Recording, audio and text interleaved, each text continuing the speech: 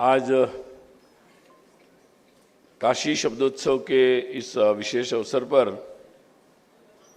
जिनका आशीर्वाद हमें मिल रहा है, पूज्य महाराज श्री मिथिलेश नंदन महाराज जी, अपने विश्वविद्यालय के सम्माननीय कुलपति श्रीमान अजीत चतुर्वेदी जी, कार्यक्रम के संयोजन में जो लगे हैं प्राध्यापक सदाशिव जी, हरेंद्र राय जी और बहुत सारे काशी वैसी विद्वत जन लोगों की जननी है, तो ऐसे बहुत सारे विद्वत जन, मेरे छात्र बहनें एवं भाइयों, सबको बहुत बहुत नमस्कार।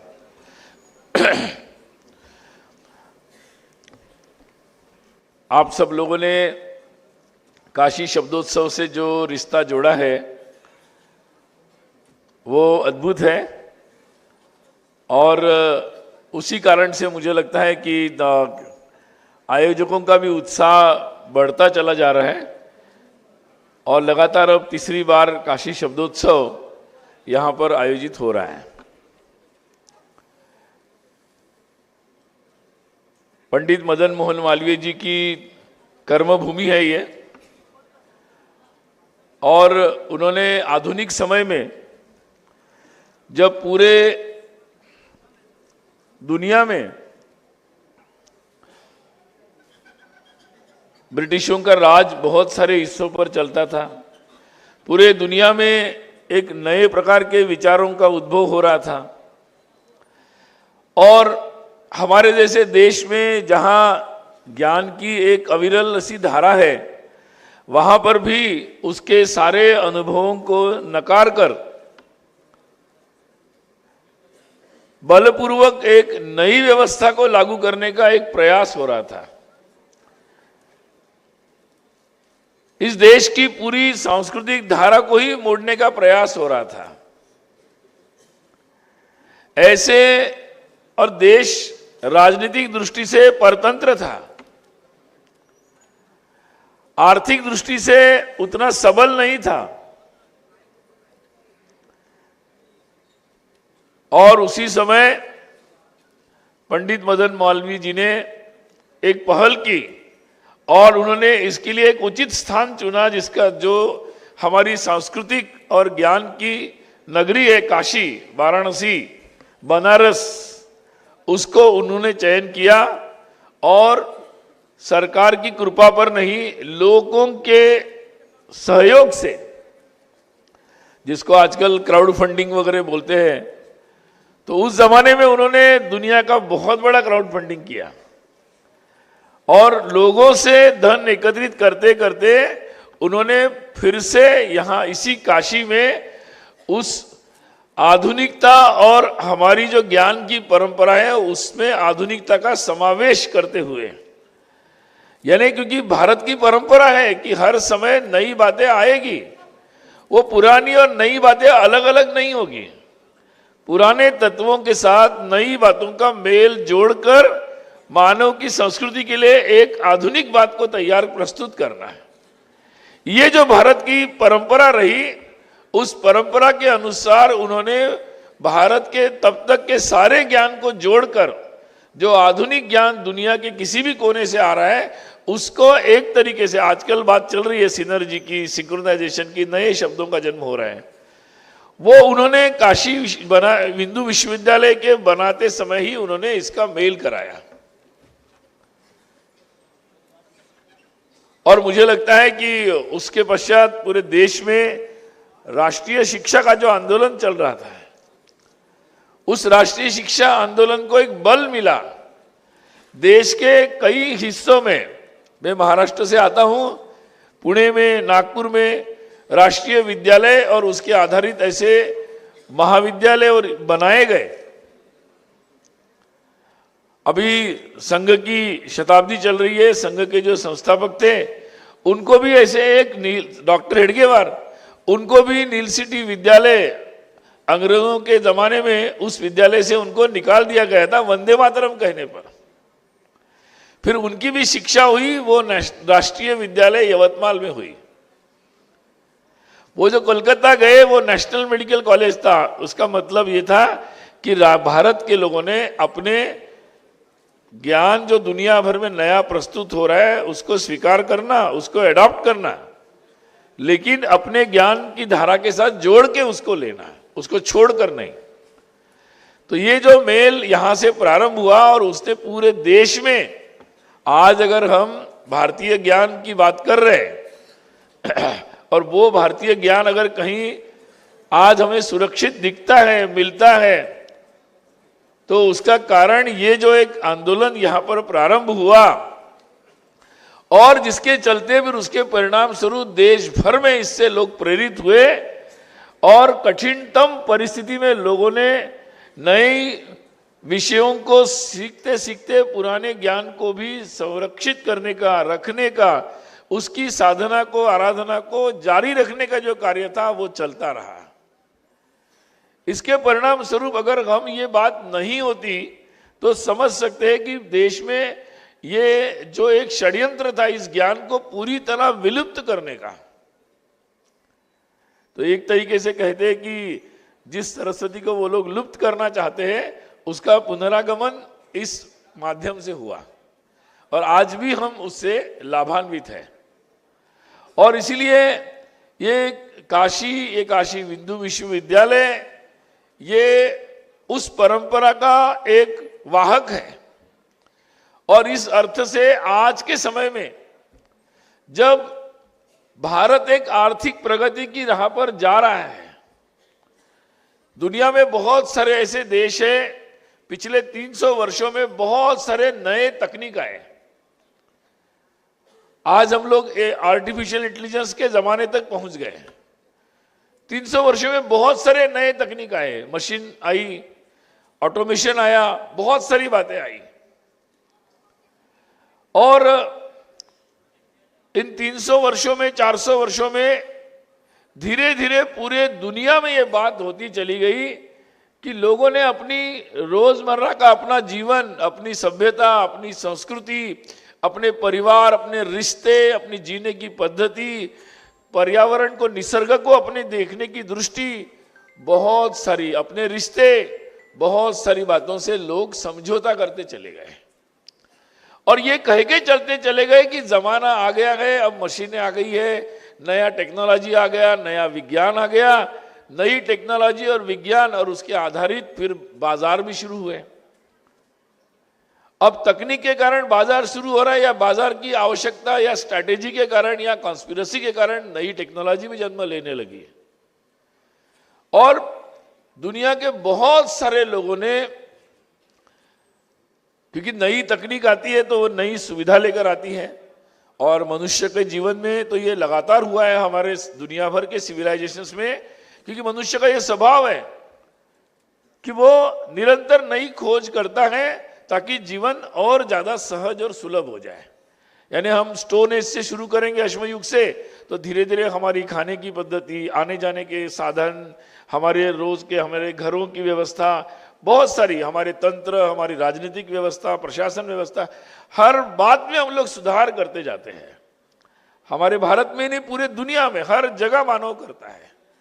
परंतु हजारों वर्षों तक लोगों ने इस बात का ध्यान रखा कि हम मनुष्य हैं, हमारा दुनिया से एक रिश्ता है और लोगों से भी हमारा रिश्ता है, तो उन रिश्तों को ध्यान में रखकर हम नई चीजों को जोड़ते चले जाएं, उनका समावेश हमारे जीवन में उस आधार पर किया जाए।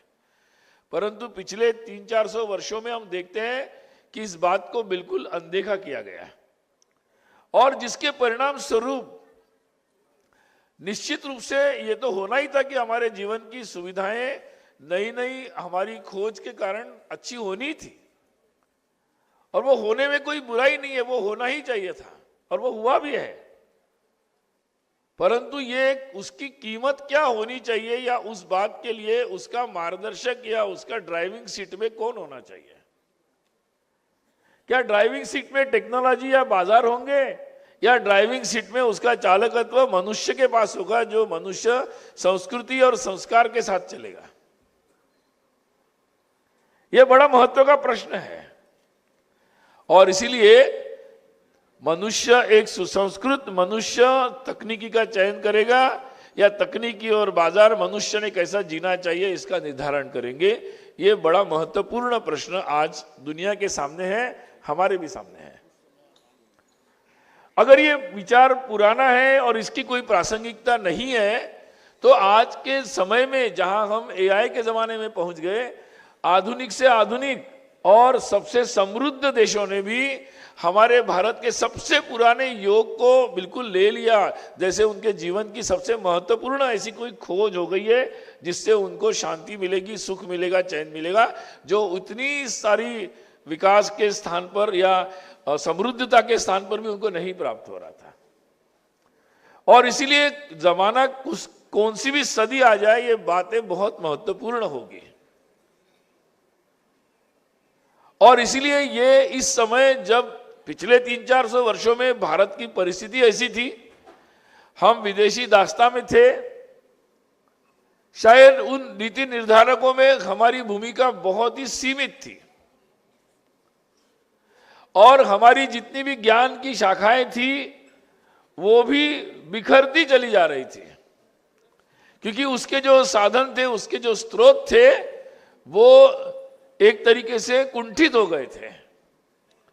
और उस कारण से जितनी प्रखरता से, जितनी मूल भाव से वो सारी साधनाएं होनी चाहिए थी, उसमें कहीं ना कहीं अंतर आया। उसके परिणाम स्वरूप हमारे रोज के जीवन में भी उसका प्रभाव पड़ा। और राजनीतिक दृष्टि से जब कोई राष्ट्र, कोई समाज परतंत्र होता है, स्वतंत्र नहीं होता है, तो उसके सारे निर्णय उसके अधीन नहीं होते, वो स्वाधीन नहीं होता है, पराधीन हो जाता है। और इस कारण से भारत में भी अपने निर्णयों में हमारी भूमिका कम रही और पूरे विश्व में जो घटित हो रहा था उसमें भी निर्णायक भूमिका हम उस तरीके से नहीं निभा पा रहे थे। परिणाम स्वरूप पूरे दुनिया में नई बातें आई, नई तकनीकी आई, एक तरीके से सुख सुविधाओं के बहुत नए साधन निकले, मनुष्य को आश्चर्यचकित कर दे इस प्रकार से नए अनुसंधान हुए। परंतु रोजमर्रा के अपने जीवन में मनुष्य जीवन के सुख के जो कारण होते हैं वो भौतिकता से परे भी होते हैं। और इसलिए जिससे मन को एक शांति मिले, अपने परिवार में हमारे रिश्ते अच्छे हो, हमारे आसपास का पर्यावरण अच्छा हो, हमारी एक दूसरे के प्रति सोचने की जो पद्धति है वो अच्छी हो। और महत्व की बात है कि जो शक्ति है, जो तकनीक से या नई पद्धति से जो शक्ति का अर्जन होता है, उस शक्ति का उपयोग कहां और कैसे किया जाए, इसका विवेक, यह संस्कृति का बहुत महत्वपूर्ण बिंदु होता है। अगर शक्ति के साथ सात्विकता जुड़ी है तो शक्ति का उपयोग वसुधैव कुटुंबकम सर्वेपि सुखिनः सन्तु सर्वे सन्तु निरामया के होगा। और अगर नहीं है और शक्ति के साथ अगर सात्विकता जुड़ी नहीं है तो फिर struggle for existence, survival of the fittest, और एक अनगिनत, एक जिसको हम गला काट प्रतिस्पर्धा बोलते हैं, उसका जन्म होता है। ऐसी प्रतिस्पर्धा जिसमें हम सात्विकता भूलकर एक पाशवी प्रवृत्ति से आगे ही बढ़ते जाते हैं और धीरे धीरे मैं का प्रकोप इतना ज्यादा होता है कि पहले मेरा देश तक आता है, फिर मेरा समाज, फिर मेरी जाति, फिर मेरा परिवार, और फिर परिवार भी नहीं, माँ बाप भी नहीं, केवल मैं से शुरू होता है और फिर मैं का कहाँ चला जाता है समझ में नहीं आता है। तो इसके कारण दुनिया में भी हम देख सकते हैं कि शक्ति का उपयोग भी बहुत विनाश की पद्धति से भी हुआ है। हम सामान्य सी बात ले ले, फार्मेसी का सेक्टर। अब दवा वैद्य का कारण है कि वैद्य का महत्व है कि वो सेवा भाव से, एक सद्भाव से लोगों की सेवा करे और दवा का उपयोग उसी के लिए करे। परंतु आज के अगर हमने आधुनिक मॉडर्न फार्मेसी सेक्टर को देखा और उसके इंटरनेशनल फार्मेसी मार्केट को देखा तो मतलब लोग मर रहे थे तब भी वैक्सीन की, फार्मेसी की मार्केट और उसकी जो दुनिया थी वो जिस तरह से चल रही थी, उससे हमें ये बात समझ में आती है। और जहां भारत जैसे देश ने ऐसा विचार किया कि भाई हमारे पास अगर वैक्सीन है तो इसका उपयोग दुनिया के कल्याण के लिए भी हो सकता है और करना चाहिए, और केवल विचार नहीं था, प्रत्यक्ष रूप में उसको हम उतार पाए। ये उतार ऐसे ही नहीं पाए, ये हमारे हजारों वर्षों की पूर्वजों की जो संस्कृति हमें मिली है, उसके कारण जो मन हमें मिला है, उसके कारण विचार करने का जो व्यवहार, विचार और व्यवहार जो हमारे अंदर आया है, उसके कारण हम ये बात कर पाए। दुनिया के बड़े बड़े विकसित देश जिनकी शक्ति अपार है आर्थिक दृष्टि से या हर तरीके से, वो भी इस तरह का विचार नहीं कर पाए। और इसीलिए आज ये बात बहुत महत्वपूर्ण है कि जब हम एक विकास के रास्ते पर जा रहे हैं, हमारा देश भी अब दुनिया में लगभग तीसरी अर्थव्यवस्था आकार की दृष्टि से अगर देखा जाए तो बन गया है, और बहुत सारे विज्ञान के क्षेत्र में भी हम लोग लगातार अपनी निरंतर, अपने नौजवान, अपने बहुत सारे देशभक्त ऐसे वैज्ञानिक, हर क्षेत्र के जो लोग हैं, उनके प्रयास के कारण हम हर क्षेत्र में आगे बढ़ रहे हैं, हर तरीके से आगे बढ़ रहे हैं। इस समय आर्थिक समृद्धि के साथ साथ हमें अगर एक नए प्रकार का विकास का एक मापदंड तैयार करना है कि भाई दुनिया में बहुत सारे देश हैं जिनकी शक्ति ने एक दुनिया के बहुत सारे देशों के लिए, सभ्यता और संस्कृति के लिए संकट भी लाया है। यहां तक कि पर्यावरण जैसे संकट का भी पूरी दुनिया सामना कर रही है। और पश्चिम के देशों में तो, अमेरिका में वगैरह तो वोकिज्म, यानी उनके व्यक्तिगत जीवन में, सार्वजनिक जीवन में, पारिवारिक जीवन में, वैवाहिक जीवन में जो वोकिज्म के नाम पर जिस तरीके की बातें आई, तो ये एक संघर्ष उन लोगों के जीवन में भी प्रारंभ हो गया है, जिसका प्रादुर्भाव कम मात्रा में, परंतु अपने यहां पर भी उसका प्रादुर्भाव आया है। और इसीलिए इस समय ये बहुत महत्वपूर्ण है कि नए प्रकार का विकास का मॉडल कैसा होगा। क्या वो अपने संस्कृति, सभ्यता, अपने रिश्ते, इसकी कीमत देकर एक आर्थिक समृद्धि का रास्ता हम अपनाएंगे, या ऐसा भी कोई रास्ता भारत दिखा पाएगा जिस जैसे हमारे पूर्वजों ने हजारों वर्ष तक सर्वाधिक समृद्धि की थी, परंतु उन्होंने साथ साथ दुनिया को सबसे अच्छी संस्कृति का एक उदाहरण भी प्रस्तुत किया था। और ये जो एक मेल उन्होंने बनाया था कि आप एक अच्छे व्यक्ति हो सकते हैं, आपके पास जितने साधन होंगे उसका उपयोग आप लोक कल्याण के लिए कर सकते हैं, और फिर भी आप एक अच्छे व्यक्ति रह सकते हैं, सबसे समृद्ध होकर भी, हर तरह की शक्ति आपके पास होने के बाद भी। और इसने पूरी दुनिया में भारत की जो छाप बनी, और ये हमने हजारों वर्ष तक करके दिखाया। आज फिर से हमें ये अवसर मिल रहा है, क्योंकि फिर से हम एक आर्थिक समृद्धि की ओर जा रहे हैं। हम एक स्वाधीन, सबसे बड़े लोकतंत्र के रूप में आज हम स्थापित हो गए हैं। और इसीलिए इस समय तकनीकी के क्षेत्र में भी हम धीरे धीरे आगे बढ़ रहे हैं।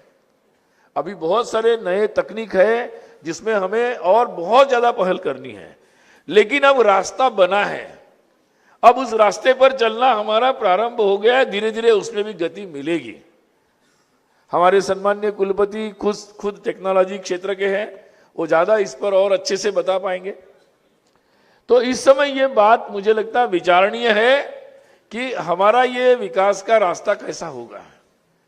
और इसीलिए बात बहुत जरूरी है कि एआई तो होगा, लेकिन एआई का ट्रेनिंग हमारा होगा, रोबोट तो होगा, लेकिन उस बच्चे का संस्कार हमारा होगा। ये बात समझना, ये एक मजाक के लिए नहीं है, ये बात समझने की जरूरत है। जैसे आज हमारे विदेश में जितने भी लोग जाते हैं, भारत के लोग, वो वहां की संस्कृति का लाभ तो लेना चाह रहे, लेकिन वो इस पर बहुत आग्रही हुए हैं। आप लोगों को भी पता है कि वो चाहते कि हमारी जो नई पीढ़ी होगी वो संस्कार तो भारत का रहे और समृद्धि हम यहां से ले ले, तकनीकी नई यहां से ले ले। तो ये जो एक नया कॉम्बिनेशन है ये दुनिया के बहुत काम आने वाला है और इसलिए दुनिया के बहुत सारे लोग भारत की ओर देख भी रहे हैं। आपने देखा हमारे महाकुंभ जैसे, जो वैसे तो हजारों साल पुराना है वो रिवाज या परंपरा या धार्मिक उत्सव जो भी हम समझें, लेकिन उसके प्रति पूरा विश्व, पता नहीं, हमें तो पहले से पता था कि गंगा जी में स्नान करने से बड़ा सुकून मिलता है, समाधान मिलता है, सात्विक आनंद मिलता है, लेकिन हमें पता नहीं था कि क्या हम ये विदेश से आने वाले लोगों को समझा पाएंगे। मुझे लगता है समझाने की जरूरत भी नहीं पड़ रही, जो भी आते हैं जब वो आनंद लेते हैं तो वो समझ जाते हैं कि इसमें विशेष क्या है, अलग क्या है। और मुझे लगता उसकी जरूरत सभी लोग अनुभव कर रहे हैं और इसलिए आज मुझे लगता है कि इस बात पर बहुत विस्तार से हम लोगों को समझना समझाना जरूरी है। काशी शब्दोत्सव का उद्देश्य वही है कि पुनः एक बार एक आधुनिक भाषा में, आधुनिक शब्दावली में, आधुनिक अनुभवों के साथ आज के जीवन में, इन्हें हम पुरानी केवल बात बोलने से नहीं होगा, आज उसको कॉन्टेक्सचुअलाइज, मतलब अंग्रेजी में जो बोलते हैं कि आज को संदर्भ से हमें जोड़ना पड़ेगा और एक प्रैक्टिकल सॉल्यूशन देना पड़ेगा कि भाई हम वो बात और ये बात मिलकर कैसे जी सकते हैं। और इसलिए आज इस अर्थ से धर्म की जो सही व्याख्या है, उस हर समय में धर्म की व्याख्या की जाती है। आज के युग में जिस समय हम जिस परिस्थिति में है उसके अनुसार उसकी व्याख्यायित होना बहुत जरूरी है और उस व्याख्या से ही हम सब समझ पाएंगे। अन्यथा कई बार ऐसे होता है कि आधुनिकता, आर्थिक उन्नति, नई तकनीकी एक अलग दुनिया है और आध्यात्म का, संस्कृति की दुनिया अलग है। ये शायद उस जमाने में, उस दुनिया में होता है जहां लोग बाइनरीज में देखते हैं, जहां वो मालिक मजदूर को अलग देखते हैं, पुरुष स्त्री को अलग देखते हैं, शहर और ग्रामीण को अलग देखते हैं। हम लोग वैसा नहीं देखते हैं। हम लोग इसको एक धारा में देखते हैं कि एक दूसरे को परस्पर पूरक रूप में देखते हैं। यही हमारी संस्कृति की विशेषता है। वहां हम किसी भी वस्तु को अलग अलग नहीं देखते हैं, हम एक पूरा जोड़कर देखते हैं। और इसीलिए आज इस धर्म की जो हमारी व्याख्या है, संस्कृति की जो हमारी व्याख्या है, उसको उस अर्थ से समझने की बहुत ज्यादा आवश्यकता है। और इसलिए भारत की जो दृष्टि है, जो धर्म की अवधारणा है, जिसमें मतलब महाराज जी ज्यादा उसके अधिकारी हैं, मैं तो उसका विद्यार्थी हूं, लेकिन ऐसे लोगों के साथ रह के जितनी बात समझ में आती है, तो हमारे शास्त्रों में इसके बारे में बहुत सामान्य भाषा में भी बताया है। क्योंकि हमारे ऐसे गुरु एक के बाद आए जिन्होंने सामान्य जनों के लिए उसको बहुत सहज भाषा में समझाने का हर युग में प्रयास किया है। और इसलिए महत्व की बात क्या है कि हम लोग बोलते हैं कि हमारे देश में आज हम बोलते हैं कि राष्ट्रीय एकात्मता, नेशनल यूनिटी एंड इंटीग्रिटी की बात करते हैं। अब इसके लिए सबसे महत्वपूर्ण बात क्या है कि हमारी संस्कृति में अगर सबसे महत्व की बात है कि हम साथ में चलना है। क्योंकि भारत का धर्म क्या है, अगर हिंदुत्व अगर हम कहेंगे, तत्व है एकत्व की अनुभूति, मतलब हम में सब में कुछ समान है इसकी अनुभूति लेना, मतलब हिंदुत्व है या हमारा तत्व है। भारत का सबसे बड़ा ज्ञान वही है। अब उसके आधार पर जगह आपने एक बार समझ लिया कि हम लोग एक दूसरे से जुड़े हैं, तो फिर हमारा रिश्ता क्या है उसको समझना। जब रिश्ता समझ में आता है कि हमारा रिश्ता है, तो फिर हमारा जिससे रिश्ता होता है उसके प्रति हमारा व्यवहार बदल जाता है। मैं आप लोगों को नहीं जानता और अब जानता हूं, राम राम नमस्ते हो गई, तो मेरा आपके प्रति व्यवहार एक सकारात्मक आत्मीयता का हो जाता है। और जब आत्मीयता का व्यवहार होता है तो फिर मैं केवल मेरे सुख दुख के चिंता में आपके भी सुख दुख की चिंता करता हूं। और इसका जब विस्तार, और ये ऐसा हजारों लोग जब सालों सालों अभ्यास करते हैं, तो वो उनकी एक रहने की, जीने की पद्धति हो जाती है, उनके जीवन की मान्यता होती है, वही संस्कृति है। और उस संस्कृति के अनुसार जब हजारों वर्ष लोग चलते हैं, उससे जो राष्ट्र बनता है वो हमारा राष्ट्र है।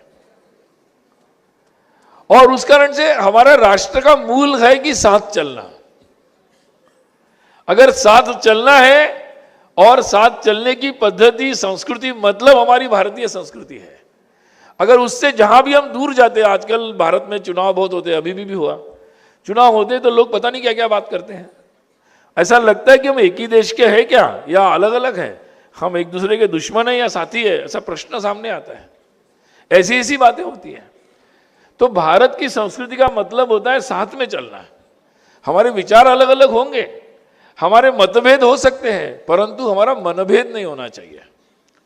और इसलिए मन को समझना, इसलिए संस्कृत में बड़ा मतलब जो हम लोग मंत्र बोलते हैं, वेदों का मंत्र है, तो उसमें साथ चलना ही सबसे महत्वपूर्ण बात कही गई है। संगच्छध्वम संवदध्वम संवो मनांसी जानता देवा भागई यथा पूर्वे संजानाना उपासते। तो साथ में चलना ही हमारी संस्कृति है। अगर साथ में चलना है तो फिर एक दूसरे को समझना पड़ेगा, एक दूसरे के मन समझना पड़ेगा, एक दूसरे की धारणाएं क्या है समझना पड़ेगा। एक दूसरे की धारणा समझेंगे, एक दूसरे का मन समझेंगे, उसका संस्कार समझेंगे, पीछे की भूमिका समझेंगे, तो हमारा संवाद संभव है। आजकल छोटी छोटी बात पर भी संवाद बिगड़ जाता है, आजकल घरों में भी संवाद बिगड़ जाते हैं। तो संवाद ये हमारी संस्कृति का महत्वपूर्ण आधार है, क्योंकि बिना संवाद न हमारा परिवार, न हमारा समाज, न हमारा राष्ट्र, न विश्व में संवाद के बिना नहीं हो सकता। अभी पूरी दुनिया में लीग ऑफ नेशंस बनाया, फायदा नहीं हुआ। अभी यूनाइटेड नेशंस का भी हाल हम देख रहे हैं क्या हो रहा है। तो केवल राजनीतिक औपचारिकताओं से और एक दूसरे के प्रति षड्यंत्रों से दुनिया में कहीं भी शांति नहीं बन सकती।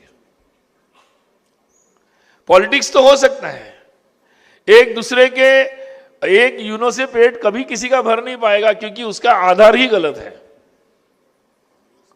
आधार ही सत्य नहीं है, एक दूसरे के प्रति आत्मीयता नहीं है, उसका आधार वसुधैव कुटुंबकम विश्व कल्याण नहीं है। तो एक राजनीतिक संतुलन बिठाने के लिए अगर कोई संस्थाएं बनती है तो वो विश्व में शांति नहीं ला सकती। और इसलिए इस बारे में ये ऐसी संस्थाओं का आधार भी इस संवाद की जो संस्कृति है, जिसमें एक दूसरे को समझो, एक दूसरे का बात समझो, पीछे की भूमिका समझो, उसके संस्कार समझो, वो कोई बात कर रहा है तो क्यों कह रहा है ये समझो, और उसके आधार पर फिर उसके भी भला हो इसकी चिंता करते हुए मध्यम मार्ग निकालो। ये जो संवाद की संस्कृति ये जो है हमारी, इससे ही लोग एक साथ रह सकते हैं, अन्यथा एक साथ कैसे रहेंगे। इसलिए तभी हम लोग हर भाषा के लोग एक साथ रह सकते हैं। अभी यहाँ काशी तमिल संगम शुरू होने वाला है, जहाँ कई लोग हैं कि जो मतलब भाषा के नाम पर भी लोगों में विवाद पैदा करना चाहते हैं, बहुत सारी राजनीति करते हैं, उस पर सत्ता में बैठते हैं, परंतु ये पूर्णता न भारत के, ये केवल किसी राजनीति नहीं है, ये भारत की एकता और अखंडता के खिलाफ एक षड्यंत्र है। बहुत गलत बात है ये। और इसीलिए ये बात संवाद से संभव है कि हम आपकी बात समझे, हम आपकी बात समझे और फिर साथ रहने का रास्ता निकाले। उसी संवाद से हमारी एकात्मता बनती है। और इसलिए ऐसे सारे छोटे मोटे जो प्रयास है वो राष्ट्र की एकात्मता के लिए और अंततः विश्व के कल्याण के लिए अत्यंत महत्वपूर्ण प्रयत्न है। और इसलिए आज के समय में हम जहां तकनीकी की बात कर रहे हैं, केवल तकनीकी नहीं, इसके साथ साथ इसकी बात करना भी जरूरी है। अभी अभी हमारे IIT मुंबई में AI के लेकर भारत के ज्ञान के बारे में बहुत बड़ा प्रोजेक्ट प्रारंभ हुआ है, और प्रोफेसर रामकृष्णन उसको लीड कर रहे। तो मैंने देखा कि वो AI का जमाना चल रहा है, लेकिन वो पूरे भारत के ज्ञान को उसमें जोड़ रहे हैं और भारत की हर भाषा को ज्ञान के साथ जोड़ने का प्रयास कर रहे हैं। हमारे यहाँ जिनको बोलियां हैं उसके भी ज्ञान को वो उसके साथ जोड़ने का प्रयास कर रहे हैं। बहुत बड़ा वो AI का प्रोजेक्ट नहीं है, वो राष्ट्रीय एकात्मता का प्रोजेक्ट है। और AI का जो दुरुपयोग करना चाहते हैं, डाटा को अपने पास रख के और उसी से दुनिया को एक्सप्लॉइट करने का जो प्रयास कर रहे हैं, उनके लिए जवाब है, उनको रोकने का तरीका है। इसलिए उसको बहुत व्यापक रूप में देखना पड़ेगा। इसलिए मैं जो कह रहा हूं कि तकनीकी या आधुनिक विकास और संस्कृति को अलग देखने से हम बहुत बड़ी गलती करेंगे, और इसलिए दोनों को बहुत अच्छे से जोड़कर हमें देखने की जरूरत है। एक बात और बहुत महत्वपूर्ण है, वो है शुद्ध चरित्र, कैरेक्टर बिल्डिंग। ये हमारी संस्कृति में बहुत महत्वपूर्ण बात कही गई। अब इसको भी आज के संदर्भ में देखना बहुत जरूरी है। मैं कई बार बोलता हूं कि हम लोग बचपन से अली बाबा 40 चोर की कहानी पढ़ते आए। अली बाबा 40 चोर में अली बाबा और 40 चोर जो है वो बड़े कुशल है, बड़ी उनकी यूनिटी बहुत अच्छी है, दिमाग बहुत चलता है और वो बहुत अच्छे से मतलब वो खजाने तक पहुंच जाते हैं। अब खजाने तक तो उनकी कहानी आदर्श है क्योंकि वो बहुत ही ज़्यादा संगठित है मतलब, लेकिन जैसे ही माल सामने आता है लूट का तो उनकी एकता बिखर जाती है, तितर बितर हो जाती है, वो एक दूसरे को काटना शुरू कर देते हैं। तो जो लोग चरित्रवान नहीं होंगे उनकी एकता लंबे समय तक नहीं चल सकती। वो चाहे घर हो, वो चाहे संगठन हो, वो चाहे पार्टी हो, वो चाहे राष्ट्र हो या विश्व की संस्थाएं हो, वो जब तक इस शुद्ध चरित्र के साथ नहीं होगी तो वो एक समय के बाद उनके स्वार्थ आएंगे। और स्वार्थ तो हर एक को होते हैं, लेकिन स्वार्थ दूसरों के हित के आड़ नहीं आने चाहिए। और इसलिए स्वार्थ को नियंत्रित करने, चरित्र का मतलब यही होता है कि आप अपने स्वार्थ को या विपरीत बुद्धि को आप नियंत्रित कर सको, क्योंकि विपरीत बुद्धि तो हर एक में होती है, आप में, मुझ में, सब में होती है। स्वार्थ हर एक में होता है, परंतु जो चरित्रवान व्यक्ति होता है वो अभ्यास से उसको नियंत्रित करने का, डाइवर्ट करने का एक कुशलता प्राप्त करता है। और इसलिए वो कई लोग सोचते हैं कि बैडमिंटन करना है, क्रिकेटर बनना है तो बचपन से करो, इंजीनियर बनना है, आजकल 12वीं नहीं, आजकल तो 7वीं से पढ़ाना शुरू कर देते हैं, इंजीनियर बनना है, आईआईटी में जाना है। तो भाई अगर अच्छा व्यक्ति बनना है, अच्छा चरित्रवान बनना है, माता पिता को लगता है कि बेटा बड़ा हो जाएगा तो हमें पूछना चाहिए, तो वो अभ्यास एकदम नहीं होगा, वो बचपन से वैसा संपर्क संबंध रहेगा तब संभव है, तभी वो संभव होगा। तो अच्छा मनुष्य बनना, अच्छा गुण आना, ये भी कोई अचानक आसमान से नहीं आने वाली बात नहीं है, ये भी एक साधना की बात है। और इसीलिए जिस हमारा देश हजारों साल तक इतनी विविधताओं के बाद एक रहा, इतनी समृद्धि के बाद भी झगड़े नहीं हुए, उसका कारण अधिकतम लोगों का शुद्ध चरित्र था। नेतृत्व जो करते थे जीवन के हर क्षेत्र में, ज्ञान के हर क्षेत्र में, उनका शुद्ध चरित्र था। आज अगर हम जीवन के हर क्षेत्र में उसका स्खलन देख रहे, उसमें समस्याएं देख रहे, तो उसका मुख्य कारण वही है। और इसीलिए हमारे देश में कभी कभी कोई जाति पर झगड़ा कर देता है, कोई हमारे उत्तर दक्षिण पे करता है, कोई विकास के नाम पर करता है, कोई किसी नाम पे करता है। झगड़ा करवाने वाले तो है, लेकिन झगड़ा से उसके प्रभाव में आने वाले लोग भी तो बहुत हैं। वो क्यों होता है? आजकल कोई फ्री बीज से लोगों को प्रभावित कर देता है, तो ये क्यों होता है? तो ये कई लोग सोचते हैं कि राजनीति पहले सुधरेगी और सरकारें पहले सुधरेगी, प्रशासन पहले सुधरेगा, संस्थाएं पहले सुधरेगी, बाद में लोग सुधरेंगे। ऐसा नहीं होता है। ये दोनों एक साथ चलती है प्रक्रिया है। लोग भी साधना करते हैं और संस्थाएं भी बदलती है। इसलिए हमारे शास्त्रों में सबसे महत्वपूर्ण बात कही है कि व्यक्तिगत चरित्र साधना और राष्ट्र की आराधना, ताकि हम सब लोग जुड़ सके, सब एक साथ चल सके। तो मुझे लगता है कि आज के समय में हम लोग जहाँ नई राष्ट्रीय शिक्षा नीति की बात कर रहे हैं, नई तकनीकी की बात कर रहे हैं, विकास के नए प्रतिमान हम लोग बनाए जा रहे हैं और नई से नई तकनीकी में हम जा रहे हैं, उस समय इस बात को जोड़ के रखना बहुत ज़्यादा ज़रूरी है। तभी हम लोग इस तरीके की बातें कर सकते हैं, समझ सकते हैं। और उन सारी बातों को ध्यान में रखकर हम लोग, जो एक हमारा कर्तव्य है आज के समय में, कि सबसे बड़ा कर्तव्य, कई लोग सोचते हैं कि राजा का ही सब कुछ कर्तव्य है, लेकिन मुझे लगता है कि किसी भी देश में, समाज में, अगर नागरिक अपना कर्तव्य सही करते हैं, कई लोग सोचते हैं नागरिक कर्तव्य मतलब ट्रैफिक रूल पालन करो, टैक्स समय पे दे दो, नहीं, उतना है, उससे आगे है। आप अपने घर में अच्छे संस्कारित बच्चों को संस्कार दो, यहाँ से लेकर राष्ट्र की चिंता करो, अपना स्वयं का व्यवहार अच्छा रखो, जीवन में शांति आनी है तो उस तरीके से लोगों की चिंता करो। बहुत सारी बातें हैं, नागरिक कर्तव्य की बहुत लंबी सूची है। और वो नागरिक कर्तव्य तभी कोई व्यक्ति कर सकता है जब वो इस तरीके से अपने चरित्र से संस्कारित हुआ है, और वैसे ही लोग, फिर वैसा ही देश आगे बढ़ सकता है। अन्यथा देश की समृद्धि तो आएगी, लेकिन अगर चरित्रवान लोग नहीं होंगे तो आपस में विवाद होंगे, आपस में अत्यंत भयंकर प्रतिस्पर्धाएं होगी और लूट मचेगी। और इसीलिए समृद्धि के रास्ते पर जब हम जा रहे हैं तो हम लोगों को उस दृष्टि से साधना करना, उसको समझना, पूरे राष्ट्र को भारत के उस संस्कृति का ज्ञान होना बहुत ज़रूरी है। और उस दृष्टि से हर एक का प्रयास आवश्यक है।